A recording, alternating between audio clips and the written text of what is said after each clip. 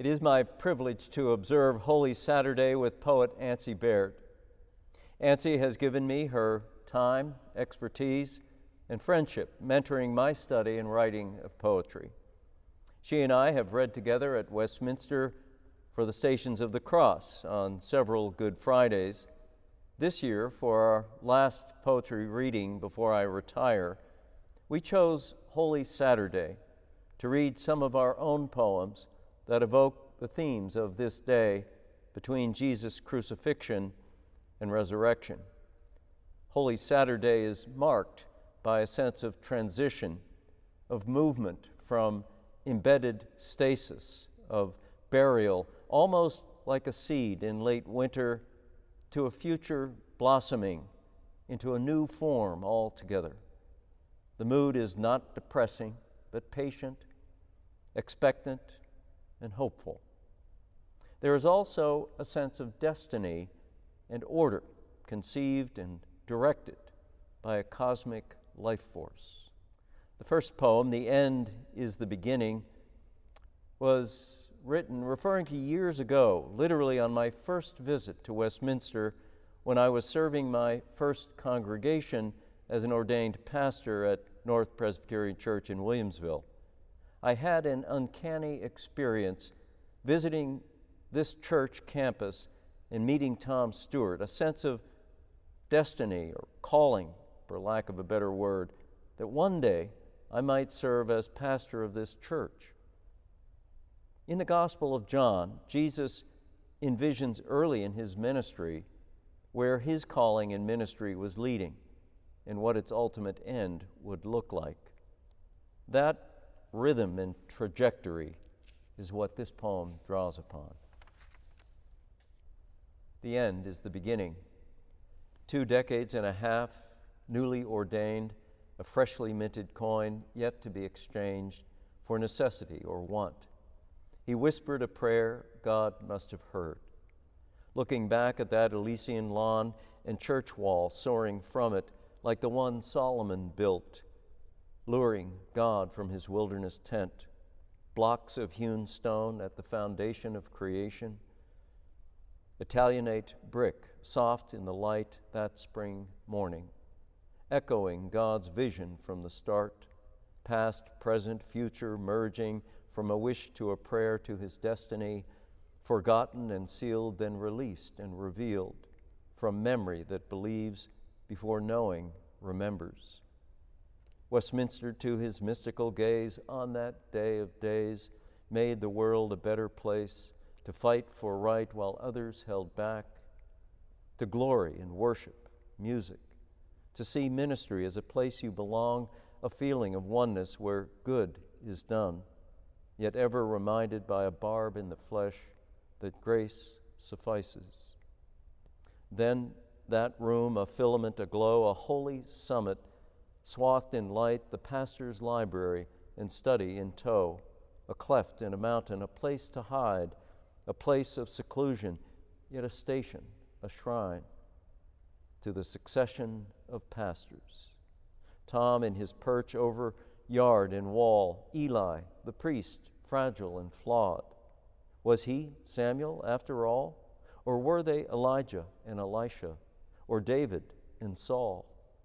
Perhaps some of each, this passing a baton in a race for life, searching for a pearl of inestimable price, a sovereign coin lost in a house, this treasure deep, this hide so prized, faith, hope, longing abided in every turn and reach. His prayer, his dream, was a place to dwell, a person to be, work to do in company with saints and warriors like these. All of this happened in brief protocol, a glimpse almost, a rustle in tall grass disturbed by a promise one day still to be heard, yet to be learned. Others were there he could feel, not see, but felt as if he could see, warriors and prophets, saints from the past, at the stone of beginning when heaven met earth. From a garden of myth to a city of light, one epic story to make the world right. All the rest is sticks and string and paper, a nest in the tree and wind through the branches. It is important that you hear more than once that these poems concern anticipation, expectation, preparation for a new life, figuratively or metaphorically. These poems of mine fit into the mood one might be in between Good Friday with the death of Christ and Easter Sunday, the resurrection, the great healing of the world. Here we are on Holy Saturday, and I'm going to read poems that will remind you and guide you from Good Friday to Easter Sunday, from grief into joy, from death into resurrection. The first poem is based on an actual phrase my daughter said to her grandmother one day 45 years ago. And in the poem there is also the turmoil of my mother's death, but also the reconciliation of our place here on earth. It's called The Earth in Its Orbit. Aren't you glad we're third from the sun? My daughter, age 5, inquired of my mother. The child had just mastered the planets, desired to share her delight in their order with her grandmother, who, frail and ancient as I then conceived, smiled and continued on her way to die. 9 planets shuddered in their rigid route, the moons receded, 7 oceans gasped, all oxygen burned out of the blue sky when flames enveloped my mother's frame, sending her hurtling through the universe. And I, already older now than she had ever been, observed the world's tilt, that which can be seen. Look, here we are on earth, and the fields are green. The word green will recur again at the end of the reading. The second poem is a friend called me on Good Friday, 2013, and said to me, it's exactly 400 years ago today that John Donne wrote his great poem called Good Friday, 1613, Riding Westward. My friend said, so you have to write a poem today on Good Friday. And I said, I can't do that. I don't write poems because somebody tells me to. And then I went in the other room, and over several hours, I wrote this poem. I do want to remind you that Eastward would be towards the Holy Land, and westward would be toward the New World, away from Jesus' death and resurrection. So my poem is called Gazing Eastward, Good Friday, 2013. After the poem by John Donne, Gazing Westward. 400 years and still I am confused about locations, about just where I am. Someone asks me, what direction does your house face? What do you mean, I answer, baffled. Perhaps I'm a bit new to the neighborhood. I've only lived here 40-something years. I mean, what time of day do you get the sun, she asks. Whenever I sit down to read or write, I find the light flooding through my windows every day. It never occurs to me to ask the sun, what direction are you coming from? You're hopeless, she replies, exasperated, but that's not true. I'm really full of hope, especially today, Good Friday, when I might have gone to church to pray, to see the cross draped in black, the altar all in mourning. Drama like that elevates my spirits. Instead, I'm sitting on my velvet couch, sunlight bathing me in warmth, perhaps emanating from the north or south. I just don't care. I'm reading John Donne, who suggests mankind might be a sphere. We lose our way riding west while bending toward the east.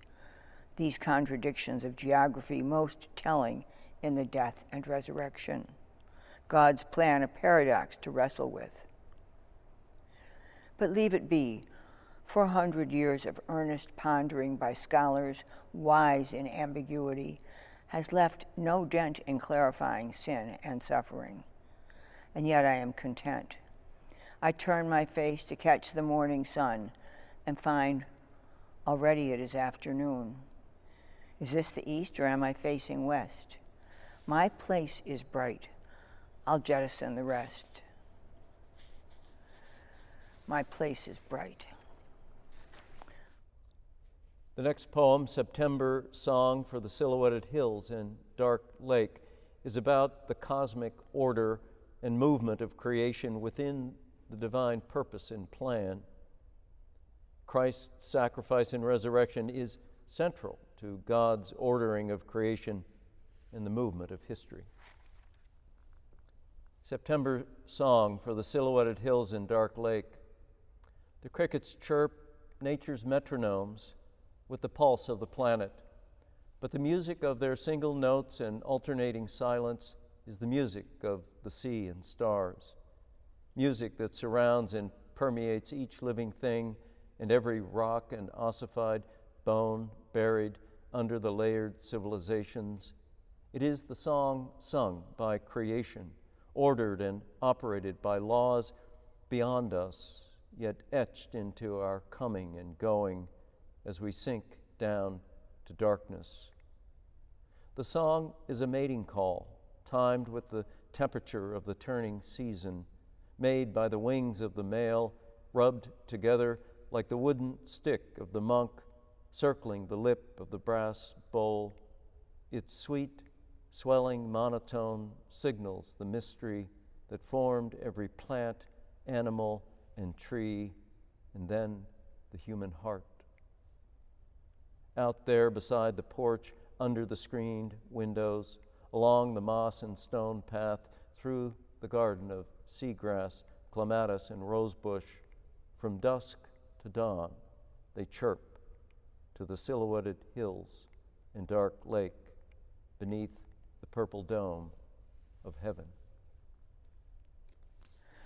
The next poem is another poem which references the universe and our small place in it. It's called The Question. Why did the gang of us bother to bundle up and drive through the dark over one road after another, and many of the roads rutted, to arrive finally at the observatory and stand packed on a creaky platform among rapt strangers, listening to the honored astronomer with the impossible Slavic accent gesturing upward, one emphatic thrust following another, undeterred by our total lack of acquaintance with that expansive spangle?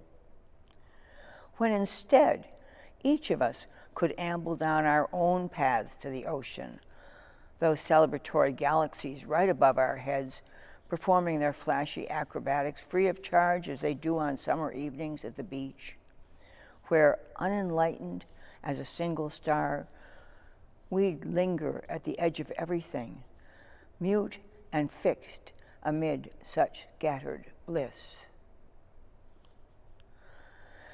And again, that reminds us of the scale of the human in all of us amidst the stars. And another poem about where the sun is. Do I have my own sun? Do you? It's called Believe It. My friend from St. Paul drove all the way to St. Louis to see the sun eclipse the moon, or the moon eclipse the sun. I forget which one.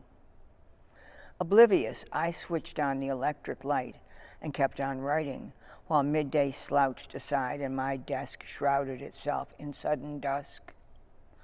My specific sun reigns right where it always does if I happen to glance up, and that cool, slippery moon stays casually slapped flat against black. No doubt each orb cuts loose from time to time when I'm not checking. Good luck to them. Good luck to all of us who flail and spin in transitory light, but stay the course. Stay the course would remind you perhaps of the ending of the first poem I read, The Fields Are Green. This is called Climbing Churches. On the island of Nantucket, there's a beautiful small church called St. Paul's on the island. And all its glass windows are flowers, Tiffany flowers. There are no symbols of religious significance in any of the windows. The poem is a little bit surreal in the sense that the speaker seems to be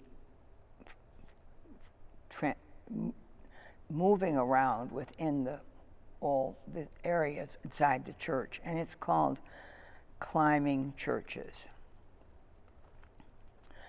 You've never seen that angle from the sea before. No, you've never seen the slick old ocean from this angle, shining like Bill's blowtorch in the sun's play. You dare not place your hand there, lest it come out scalded. Inside out, you clamber down like sliding into mercy. Oh my God, the jaunty windows where the Holy Ghost broods above the violent violet iris in the bogs, boisterous lilies in the transept in the swamp, and up and down the side aisles.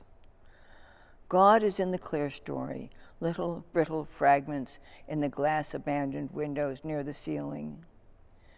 You are larkspur, willow wandering in cattails and beyond, morning glories intertwined with white wisteria in the chancel.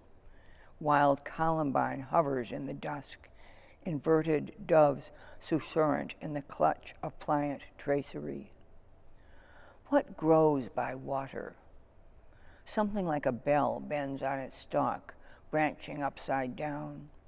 Climbing or descending is all one.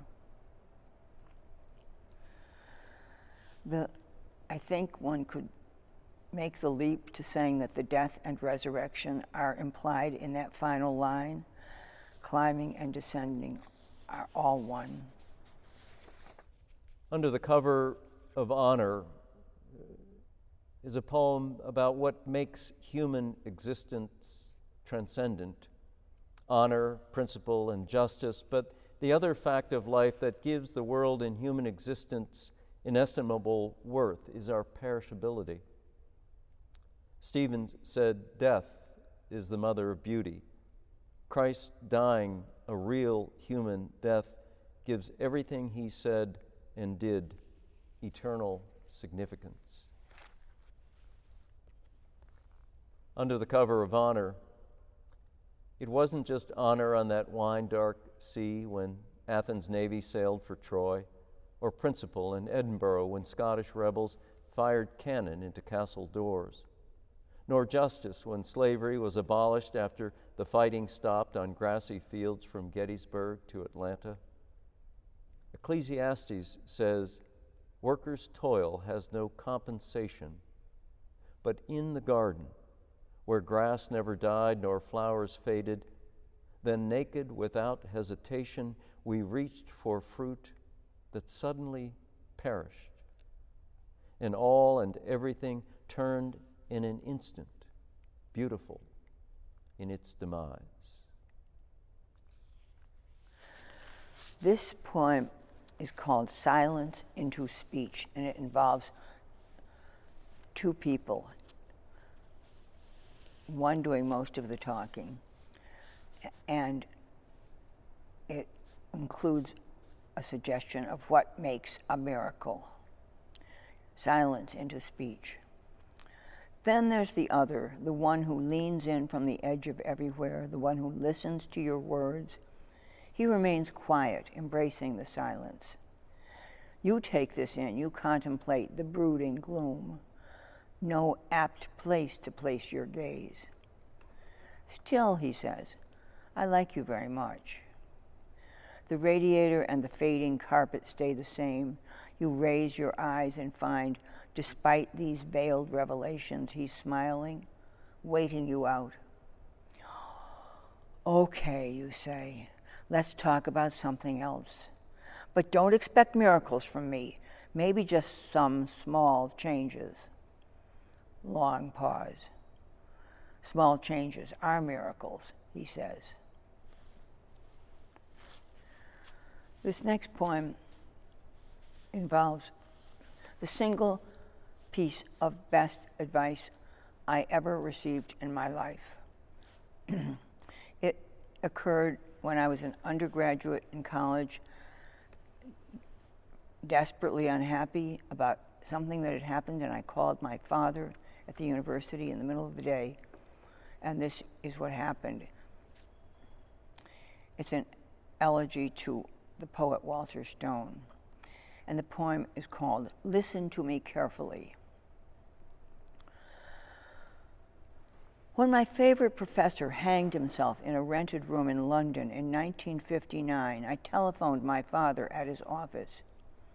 Long distance in those days was a risky business for a student, poor and tentative. Pop, I cried, Walter Stone is dead. He killed himself. What do I do now?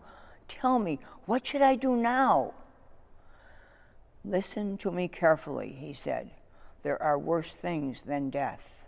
Here's what you do right now. Take your Shakespeare to the library. Go down to a desk in the deepest stacks. Begin at the beginning of King Lear and don't stop until you've finished it. This will take you approximately 3 hours. I promise at the end you'll be feeling better. I did, and I did. Howl, howl, re-enter the day. Just that.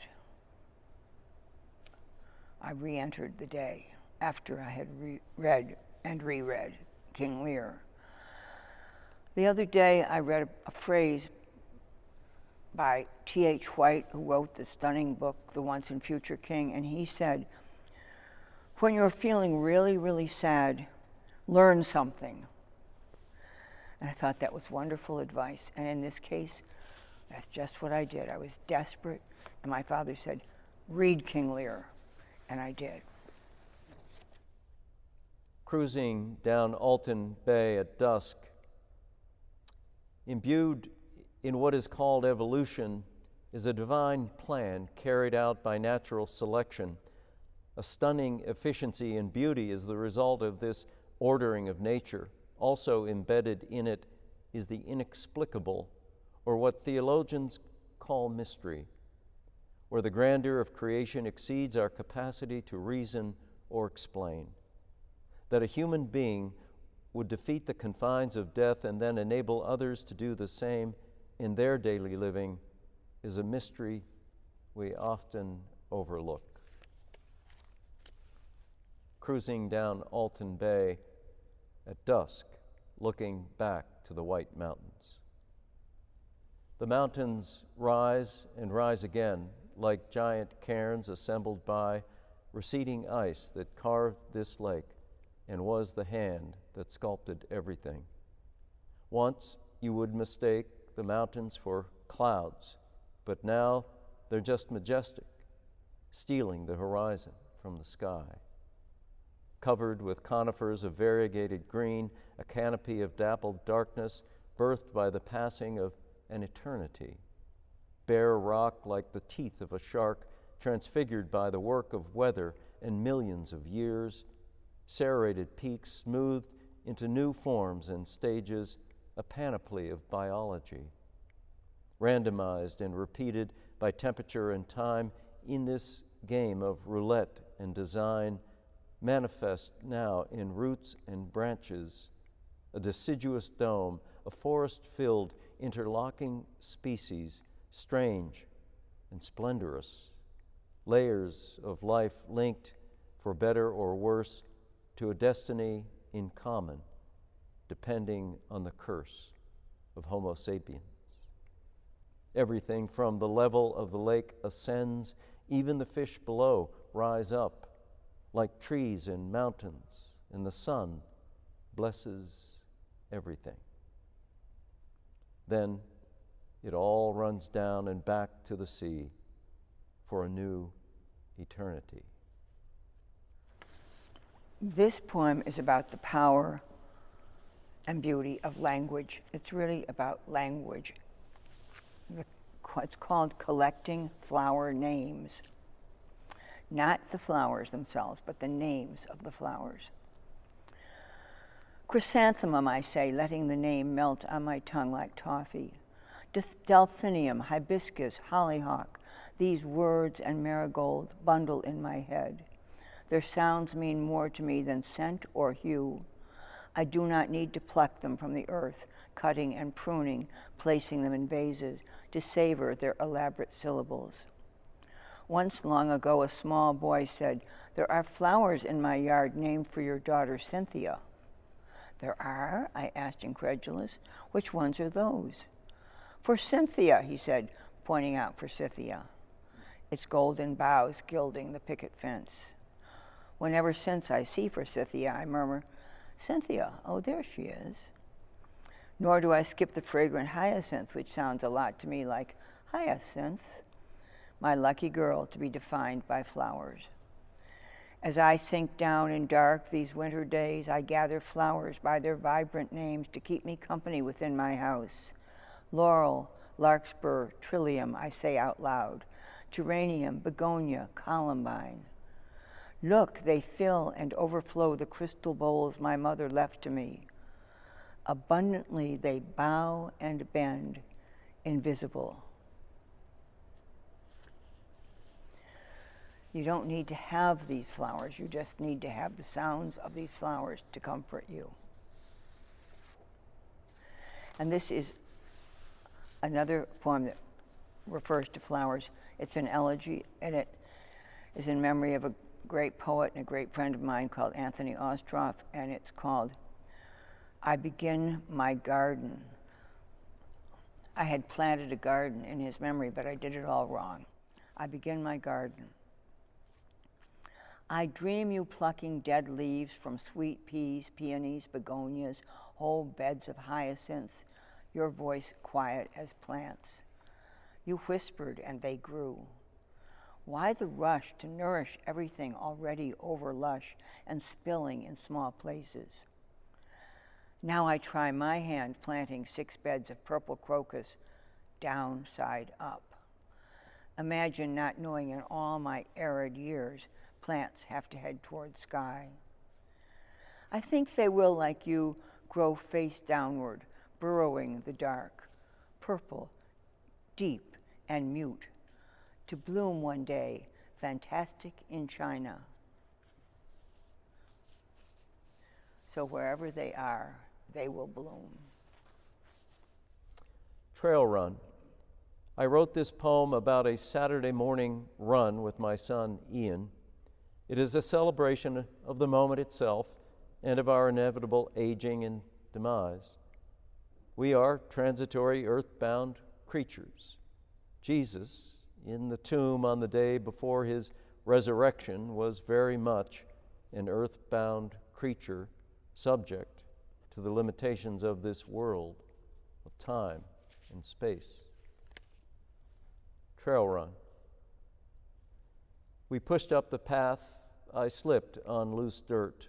A half mile later, tripped over a root grown high on the trail, caught myself once or twice before almost falling face first. Up and down we ran through the woods like when you were a kid and I was a young, athletic father. My heart beat heavily as we ascended, caught up to itself as we came down, legs burning, turning to rubber. The quiet beauty of Western Connecticut catches you. Craggy regions of my soul softened. I uttered a silent prayer of thanks for being able to run with my son on a Saturday morning. The woods removed from the village stood in silence. I wanted to remember this moment, glistening in the fading sunlight of my years. Our feet thumped the forest floor. We talked in clipped exchanges when the trail flattened out, about the perfect day in the crisp, cool air. I relished your accelerating the pace, confident I would respond impulsively. We tagged in our gasping, flagging, staccato conversation how we wished your brother were here to mark and capture the glory of this weekend morning together. Trees, earth, rocks, and creek, undulating land, moldering leaves, weeds and wild flowers, and creatures that inhabit air, land, and sea. This blood-stained earth is our home. What works counts. The sacrificed sculpt the future with stunning design and efficiency. Darwin called it grandeur, the progress of species. In one fleeting moment, stepping between rock and root, I saw you ahead of me, running the trail alone. This poem actually happened to me. My grandmother was 94. We brought her back to Buffalo, and she was in a nursing home, and she was getting more confused, and I wondered one day whether she knew my name, and so I asked her. And the poem, the reference to angels within the poem are the other inhabitants of the nursing home. It's called Besieged by Angels. I am besieged by angels. They catch me turning my back on the wind-washed ashes of last spring, spin me around to face again dark water running under the bridge, tide rising in the river, in the sea. These angels speak to me. They cluster in wheelchairs around sliding doors. Afghans patched in aqua, pink and orange cover their laps. Their heads are covered with fringe. Faces shrink, fingers fumble at sleeves. I bend beside one, calling her name. What is my name, I say. What is disturbed from slumber speaks to me. She bows, ferocious and tender, and calls my name, beloved, which is just what she did. She called my name, beloved. This is another elegy. A friend of mine had long-term pancreatic cancer and lived much longer than we all expected. The poem is an extended metaphor. At a certain point, I began to picture her as being as though she were a bucket of cool water in a tin bucket sitting on a porch outdoors, enduring over months, weeks of troubles. And I took the poem to her about 4 months before she died, and she asked me to read it at her service, which was in the future, 4 months later, and I did. It was here at Westminster Church. And the poem is called Porch Watch, for Linda. Still here, still clear, a sort of silvery sheen on the surface of the shining bucket, water filled to the brim, fresh water staying fresh in the old tin bucket placed on the porch, just by the back door to warm itself in intermittent sunlight, breaking through weeks of overcast gloom into another blink of afternoon. This glowing water could assuage your thirst if lifted to your lips, but left undisturbed, it rests in gleaming time, who knows what time. A small nudge would mark its spilling. So far, so good, not splashed on the wood, whole weeks, days, months, moonlight, winds, storms, dark stars, and the bucket of water endures on the back porch, no questions asked. Rests in repose, while nobody knows when it will disappear, no longer be here. But the surface is clear, a mystery, a gift. This water of life stays on into bright fall. So once again, the ending is an affirmation of life out of death. This time is a poem that talks about my transformation from my old life and relationship with my father to a new dimension of that relationship with him. It is a poem about what might be called a resurrection of my relationship with my dad, the result of which is that I experienced a profound grace and forgiveness.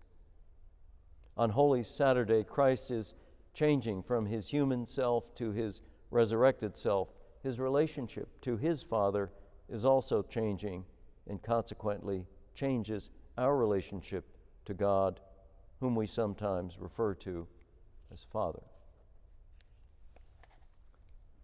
This time, preceded by a quote from Fred Buechner, if, unlike Moses, we have never taken anyone's life, we have again and again withheld from other people, including often even those nearest to us, the love that might have made their lives worth living, not to mention our own. This time I would stand with my friends instead of disappearing when he entered the church hall dressed as Santa, recruited because he was fat and needed the money. This time I would ask him to come with me to the Little League banquet, and I would sit next to him at the table with my friends and their fathers. This time I would stay with him and listen to the pirate game on the radio in his rooming house while he drank too much beer instead of just dropping off an extra newspaper from my route without saying hello and going home. And this time when he called to see how I was doing in a new house with a new stepfather, I would insist that I get to see him in the shelter where he died, with nothing of his handsome wardrobe left, but the clothes on his back and his Hamilton watch, with a leather band still curved to fit the shape of his wrist. This is called Ground Plan. In this poem, you will hear some echoes of the 23rd Psalm. It's a poem about the need for us humans to depend upon one another. Ground Plan. Hawks rise, not ourselves. Earthbound, we hike the murky trail, struggle past low-hanging limbs, disappearing downwind. Stumble, scramble, persevere. Mud clots sully our boots, but tunes rise like secrets from trees. They lead us past bogs, they comfort us. We sleep beside small streams encountered by chance. Daybreak moves us through morning, heavy with light. This is the way to do it. Undeterred, we lean toward each other, not airborne, not birds. We lean toward each other. Here we are back in the sky, the universe again, and our small place in it. And it's called Almost a Palliative. This is where the moon takes over, its slick silver disk, a wound in the night sky, an open mouth, a cry, or else a circle of solace, a white gauze bandage applied to an open gash that leaks in the night sky. See how, even as we speak, it's beginning to turn red. And this is the last poem, and it's a segment of a poem. It's the ending of a poem I wrote called The Complete Development of Green. So as we began, so we end. So you are making your way towards perfection over a snowy field when, without warning, everything begins turning green. Oh, great, you say, green is taking over the universe. Blooming green, serene green, soft silver, and insistent green. You move into it grudgingly, only to find yourself clad in the deep radiance of new leaves. Here we are clad in the deep radiance of new leaves. Happy Easter. Finally, Dissolution. As I anticipate my retirement in June, I wrote this poem that describes what my goodbye to Westminster feels like. It reflects on what we did together and that we are both on the eve of new beginnings. Holy Saturday is perhaps not unlike my final months at Westminster before I retire, the completion of one stage of life, looking forward to a new one. Dissolution. What does it mean, this time we spent together, nearly a generation of years, when we started the world and we were different, dear? But we chose each other, did we not, for better or worse? and as time passed, we got both, a treasure for which we fought, sometimes each other, but more together against the foe's abyss, lives not as lucky as ours, threatened by injustice. The dissolution gets harder as the years go on. The first ones were launchings of a sort, but now we're saying it's done and gone. It's over, and the start of a new beginning in each of us. So at this threshold of death and rebirth, what comes to mind are the things we shared, what we heard and learned and did or did not do for the sake of a summons from a noble past, trying to figure out, like they did before us, who we were supposed to be, what to do in a present that belongs to a future that begins when we say goodbye to each other.